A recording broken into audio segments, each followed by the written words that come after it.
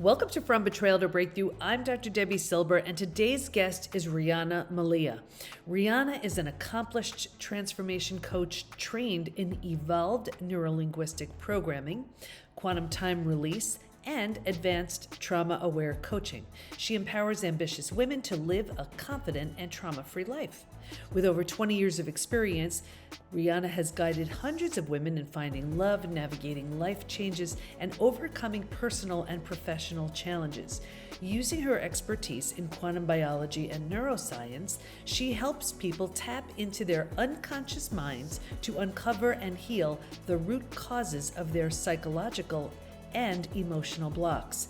Through her quantum pattern protocol, Rihanna offers a balanced and effective path to healing and growth, helping people achieve their full potential.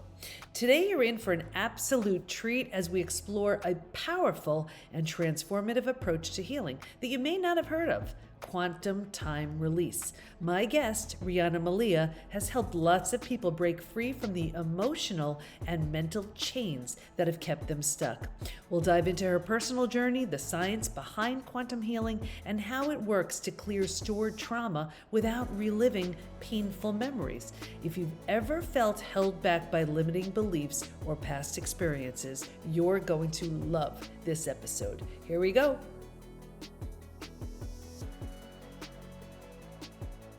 Okay, everybody, you are in for a treat because, we always have great guests on the show, and I have another one for you. Today, we are speaking to Riana Malia, and we're talking about something that, I love quantum everything, and we're talking about a different quantum thing. We're talking about the quantum time release. What is that? What does it do? How can it help? And so much more. Welcome, Riana. Thank you so much. So happy to be here. Yeah, so happy to have you. So let's get started because I definitely want to get into this, this protocol, this modality. But we never usually start out saying, I think I want to do this. It's for a reason. It's like when people ask me, oh, you want to help people through betrayal. You don't just say that's my topic. It's always because of something else. So can you share your story with us? Of course. So I had, as we all do, right, throughout our lifetime, we have experiences that are significant emotional events. We have trauma, we have stuff. So I grew up with a single mom. My dad was kind of in and out, not really a part of my life very much, didn't really help her. He had another family, all the things. Went off to college. He had said, hey, I'm gonna help you with your dorm. Awesome. Got to college 2 months in. They're like, yep, nobody paid the bill. So I had to leave campus. I got 3 jobs. I got a 5-bedroom house, filled the room, stayed in school. I'm pretty resourceful. Got married young, had a pretty brutal, tumultuous divorce. Well, and even before we even get there, because yeah, I like to pick apart the story. yeah, Here you are, you're in college. That's yeah, hard. That's hard enough. yeah. Figuring out who you are, what you want to do, where you want to be, and thinking, okay, here my dad said he's going to help out, and he didn't. I know you just sort of moved beyond it, but what did you make of that right then? Like, how did you? What happened? So it was evidence. It was more evidence that, I'm not really important. I don't really matter. The boy, my stepmother at the time, and I have half brothers that are wonderful human beings, but they had all the attention, they had the intact family, they had the support financially. And it was just another reminder, like, okay, I trusted him again. I let him back into my heart. He made a promise. He didn't keep it. Clearly, there's something about me that, why can't he show up for me, right? In the same way. Why is it always one-sided? So, And that's the belief right there, because once yeah, that belief is formed, we look for confirming evidence to support it. And now there's a belief, I don't matter, I'm not important, whatever we make of it. And then, okay, so then you from there, you figured it out. You're now in school. Did that belief show up in other areas of your life? oh, absolutely. It showed up in romantic relationships. It showed up in I remember when my daughter, who's 20 now and studying sophomore or junior year fall semester in Barcelona right now, when she was in middle school, And there was in health, I think in eighth grade, there's like a sex ed class, and they say, ask your parents these questions. And I remember talking with her about that when you look at young people, not necessarily only young people, but often you'll see a pattern, right? Women will often use sex to feel loved, and boys/men, young men will often use love, to get that physical sexual piece. And I definitely could see where that played a part in my my late teens, early 20s. Not that I'm saying I was promiscuous, but just that desire to feel important and adored and cherished.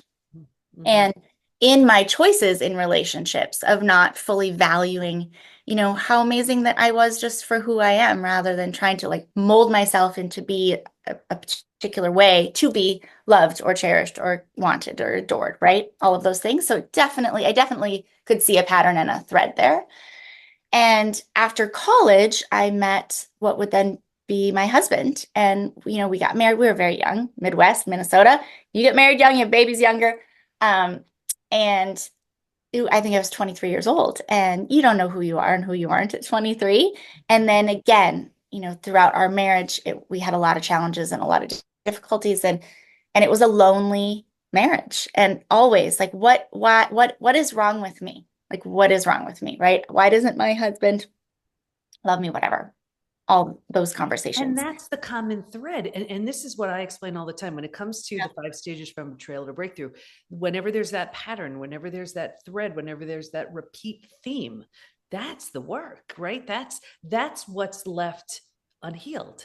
And we continue in these relationships not because they're good, they're familiar. We understand them, we know them. It's like we know how to do this. So even though we're not being treated a certain way or not feeling loved or valued or celebrated in whatever way we need, these types of relationships feel so familiar. So until we get that mother of all experiences, and then we're like, uh-oh, that's it. Okay, so now here you are with your husband. You're young, you're 23, you're starting to feel lonely and all these kinds of things. Take us back. Yeah. So ultimately, we were blessed with Maddie and had a baby, and it didn't change our union or our marriage or our problems. So ultimately, when she was 6, we separated. There was a lot of stuff around there that's not really relevant to get into. That again, so painful. More evidence that clearly there's something wrong with me. I'm inherently broken. I'm unlovable. All those things, which of course is not true. But in those moments when, like you said, I mean, it's always easier to continue to stay in the trauma that we know because it's familiar, right? Than stepping into that unknown place where we haven't been yet because we don't know how to live in that, function in that. So And before you continue, so now here you are, you're a new mom. How did yeah, that belief show up in raising a new baby? Did it rear its ugly head anywhere? and not around motherhood and not ever with her. So there was never, for me, that was never a question. I never had a sense of, oh my gosh, I'm not going to be a good mom or I'm not a good mom. That was never it. It just was the lack, it was just doing it on my own, right? That feeling, even when we were still married, like, and John loves, you know, Maddie's dad loves her. It's not, that was never the thing, but it wasn't us together, right? Mhm. So it was still that sense of Maddie and I, or she was with her dad, even when we were still in the same house. So that piece, it never really affected, but how I felt about myself, and then, again, the finality of the divorce, and it's not like it was a surprise, right? Our marriage was broken for a long time. It was a very long, painful process, a series of events. It took the perfect storm of two people, but it definitely then was so strong for me in the aftermath Mhm. of, am I ever going to be loved? Am I ever going to find my person? And I was pretty sure that that was not going to happen for a multitude of reasons. And then after my divorce, I did all the things I was told to do, right? I talked about it in therapy. I talked about it with my girlfriends. I read the books, I took the courses, I gave it time. And while all of those things have value and are beneficial, it is a bit of a temporary sense of peace and release, because then you just find yourself 2 months, 2 weeks later, whatever, having that complete mental and emotional relapse, which costs us more time, more money, more energy.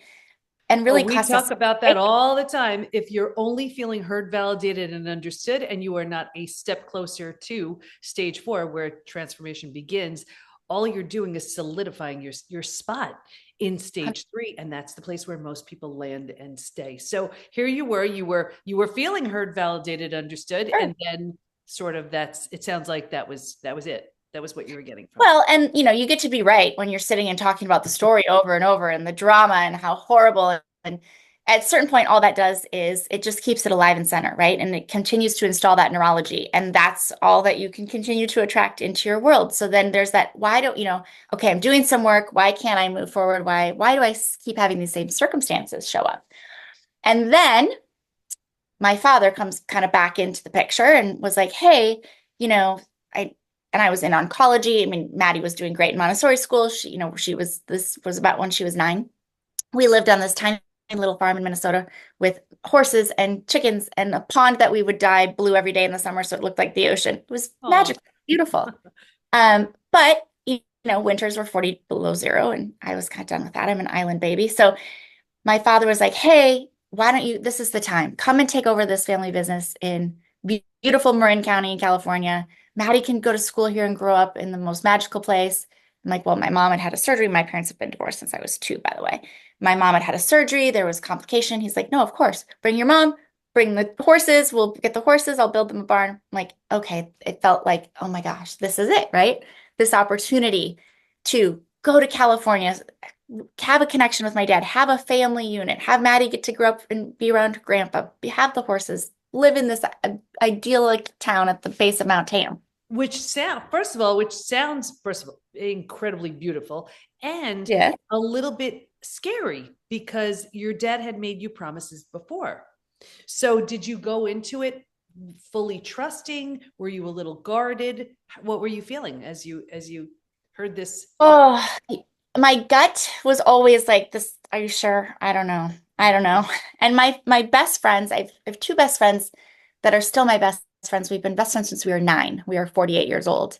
And both of them and their husbands, by the way, were just like begging me, like, don't do this, because they don't trust him, right? Like it's not like it was a secret of who he was.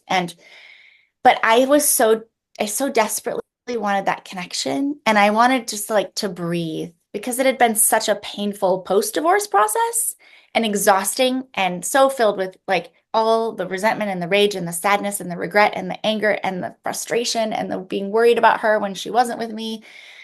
And it just felt like this opportunity to like step into like peace and joy and delight and just like take a breath. Right. So I went against my gut and I went Okay, I'm going to stop you right there. Everybody listening, everybody watching, how often has this happened where the gut's telling you one thing and we let the mind override it? And I don't know what happens next, but I have a feeling. Mhm. So here we go. I make a promise to Maddie. She's 9 years old. We're leaving the only life she's ever known, the only people, the only her friends, her school, her aunties and uncles. And I promise her I will only do this once.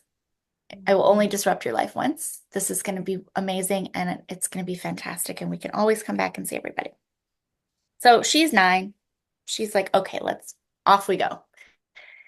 So we get here, and it was at the beginning, it felt pretty magical. Like the horses arrived, the barn was built, like it was this beautiful little town. I was taking over a candle business. Like, how cool is that? Get to be in a studio, have my business sense, my creative sense, helping people, all the things being fulfilled, and this whole idea of this family with my mom and my dad and all of us together.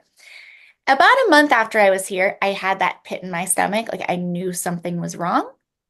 Mhm. Couldn't tell you what it was. My father was kind of around, but not really, and like off with this woman in another state, running around doing all this stuff. So I actually wrote him a letter, which I find in my life has been a very powerful tool because nobody can interrupt you. They can read it 50 times. There's no tone of voice. You're not in a responsive state. So I wrote him a letter. I'm just like, something doesn't feel right. I don't even know why we're here. You're not around, et cetera, et cetera. And then I started to see little signs of things that I was like, something's wrong. And I just wanted to ignore them because I felt like, what did I just do? Mhm. I made this decision. I brought us here against my gut and all the people that loved us. And so a few months went on, and then we hit her birthday. It was the end of November, and 2 days later, my father was gone. He was going with take this girlfriend back to some other state, and I'm in the studio, and it's December 1, so we're prepping for holiday, and there's a guy that had worked there for quite some time. He did all the graphics and stuff, and he was picking up all the bulk mail for me to take to run. And we're in the back, and all of a sudden I hear all of this noise through the front door, like really like a lot of people. And I turn around and there's, like police and agents and guns drawn, Oh my like pointed at me. I'm put in handcuffs. All of a sudden they're asking me all these questions. They pulled my FedEx boxes off the truck and they want me to open them. Did I pack these? And I am just like absolutely panicked because my mom went to get Maddie at school. She's supposed to be home in like 15 minutes with a little girlfriend. Like she's just new in the school in this town. And I'm like, can I please call my mom to tell her not to come here, take the girls for ice cream? They're like, nope. All of this stuff was happening. So I was crying and scared and didn't know what the hell was going on. sure. So it turns out there had been suspicion and they'd been watching the studio and this other guy who had come to bring the mail to the thing and of suspicion that, there were drugs being shipped and candles out of this studio. Was And a candle, just so the audience is super clear. It's a yeah, candle making studio. You would make and sell candles. yes, so there were hand poured over many years, gorgeous, like food grade, the most beautiful candles. But I had been working with Sky Mall. Do you remember that magazine on the airlines years Oh ago, yeah. the Sky Delta, right? Uh-huh. So we had these gorgeous, huge towers, like that. Then would put lanterns in them, Okay. and so I was shipping those for the Sky Mall orders. So they were in these huge, big boxes, Right. and then all the other candles like would get shipped. But we had somebody that did that. I didn't do that.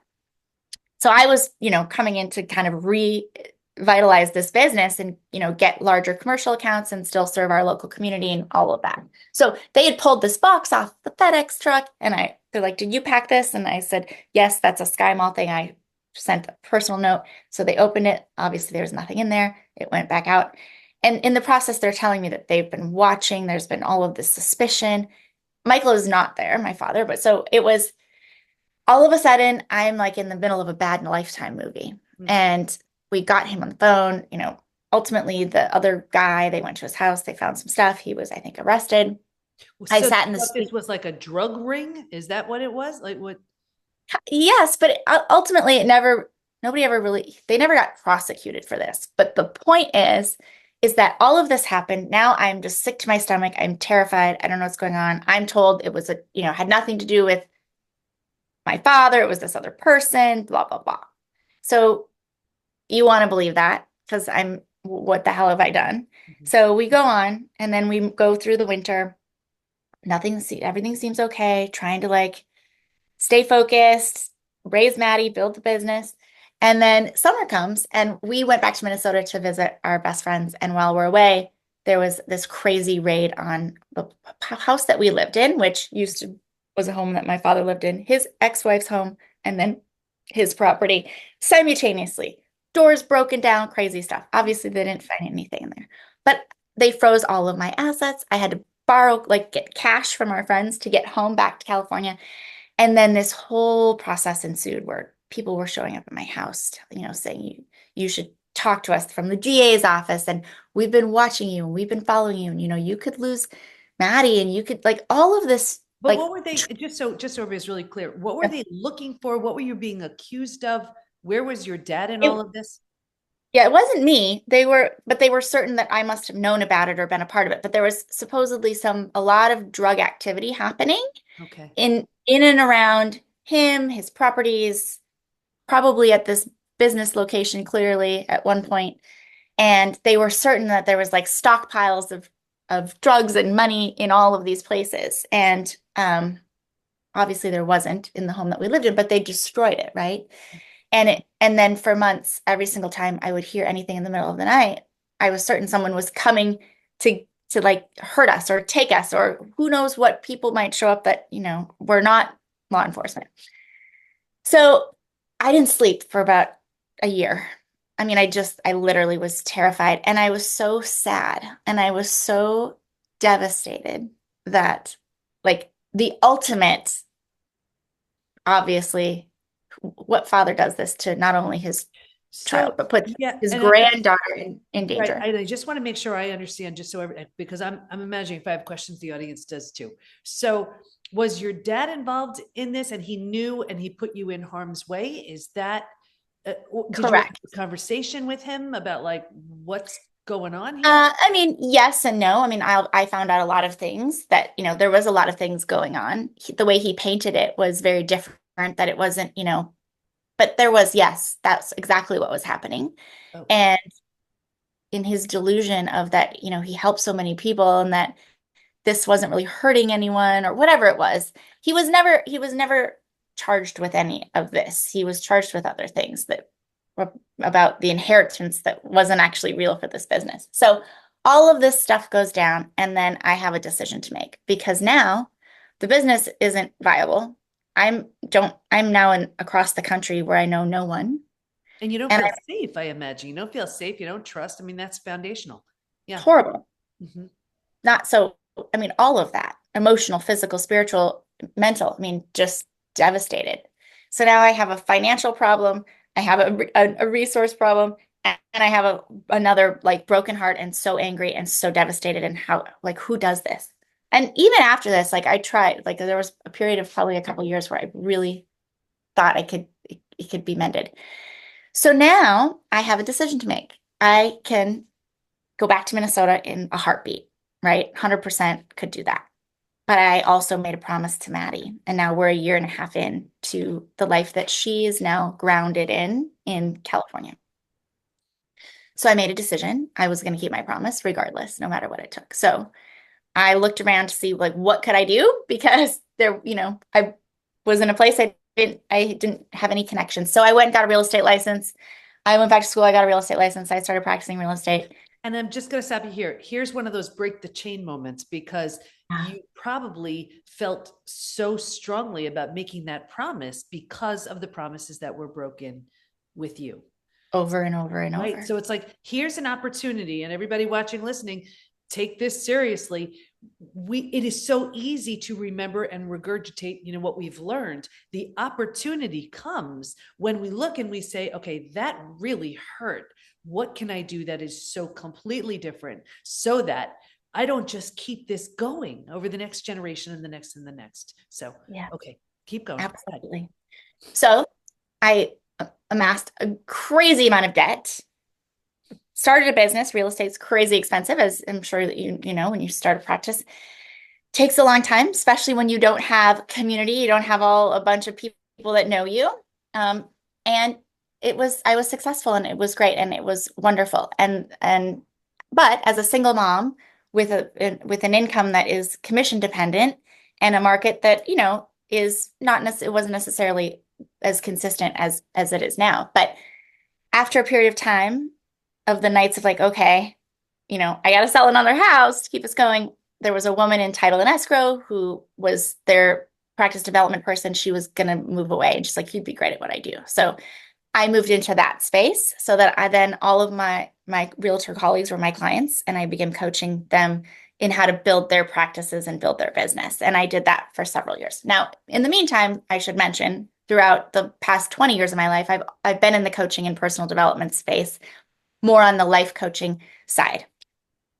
So now we're in this time and I'm back in therapy, trying to work through all this anger, whatever. And again, it's kind of more of the same. You keep talking about it and writing the letters that you don't send and whatever. And then someone introduced me to some work that was some quantum healing work. And in a matter of weeks, there were parts of me that I didn't recognize in all the best ways versus more years of just talking about it, right? And I was like, okay, this is powerful.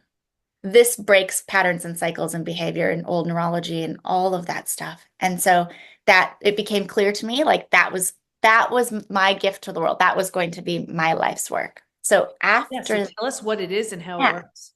So after that, I dove into all the training and the master prac and the certifications, and I am an evolved neurolinguistic programming practitioner. I am a certified quantum time release practitioner and master trained trauma conscious transformation coach.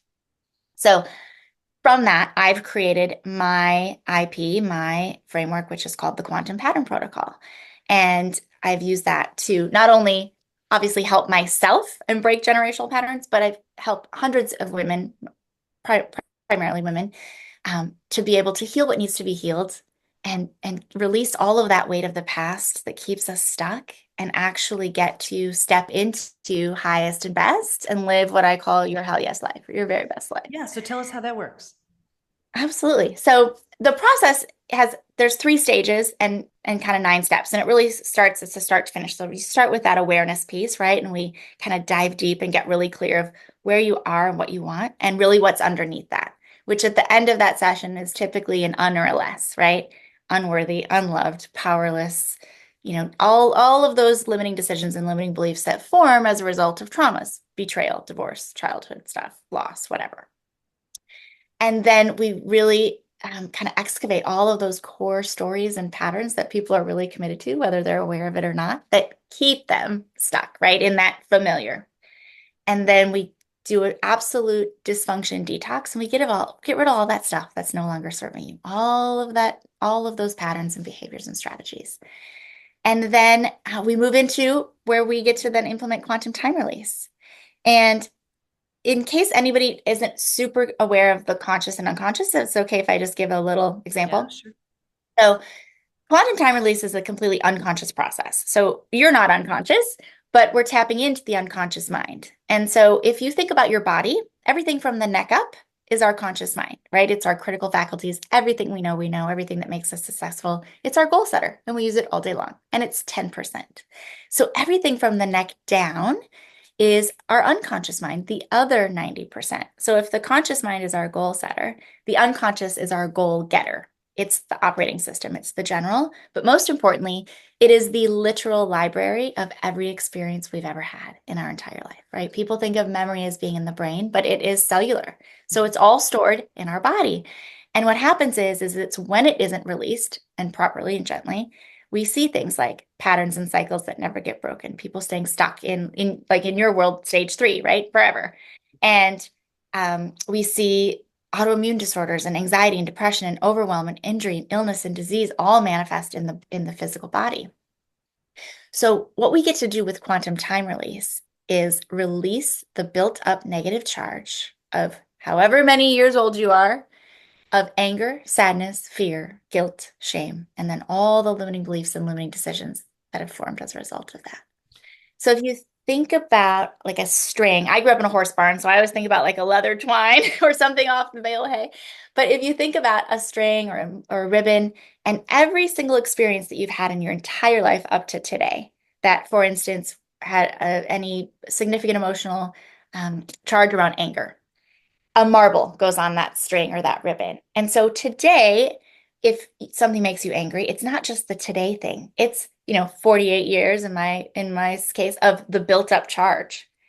And so the same thing, anger, sadness, fear, guilt, shame. So what quantum time release does is it releases all of those marbles. So there's a clean slate.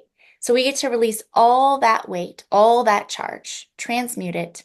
We get the learnings, we get to future pace and create a new relationship with that emotion going forward. If it happened in an unspecified time in the future, if it happened in the past, you would have had, um, anger that was unwarranted or bigger than it should be. What happens instead? So it is a process that after I have clients that will say to me, okay, first of all, I feel like a weight has lifted that I could never explain, but stuff starts coming to you. Right now, you're open to receive what's meant for you. Ideas, possibilities, what's next for you, all of that you get to start to create. Right. When you clear that trauma, this is a case of the issues are in the tissues. You just reminded me when you said that about how, from the neck down, we have these memories stored. They are stored cellularly. I'll never forget. I read, I think it was called The Heart's Code. And this was heart transplant patients who then picked up habits from the donor, where it's like they, all of a sudden they have these food cravings that they never had, or just thoughts they never thought, and behaviors they never had. So this stuff is cellular. So it sounds like this is a process that clears it so that you get rid of the trauma that's been stored, whether you're aware of it or not. So Rihanna, what do you want to make sure everyone knows as we wrap up? This is probably the most important thing around that I want to say that we didn't address. The thing that makes this so different is that in doing this work, we are not going back into the traumatic events that caused the pain in the first place. So we're not going back to something that happened when you're 5 that made you sad. So this is painless, peaceful, joyous, loving. We're not going back to anything you have conscious memory of. So this is not reactivating all of that old stuff, quite the opposite. It is 100% content free so that you get the release and then the actual healing versus continuing to go talk about all of that. So the thing that I just want to stress is that healing doesn't have to be hard. It doesn't have to be hard. It doesn't have to be heavy. And there is so much magic and so many miracles that are just waiting for you on the other side of the healing.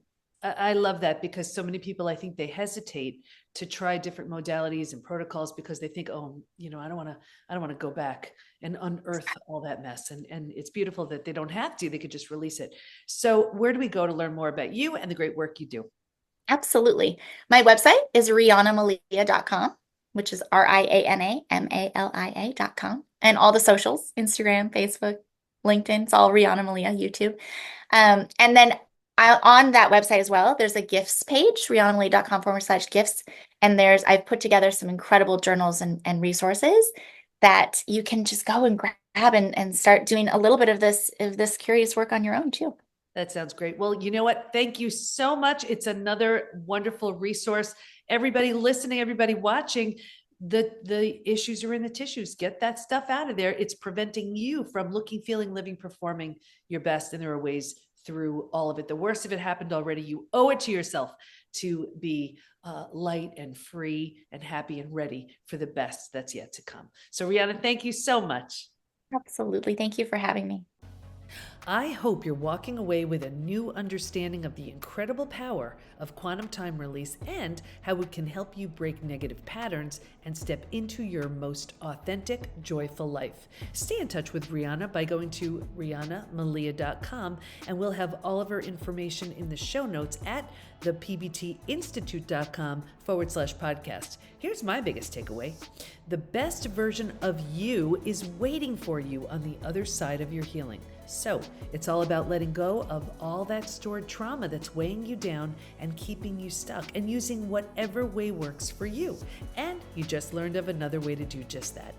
Don't forget to subscribe, leave a review, and share this episode with anyone you think who'd benefit from these insights.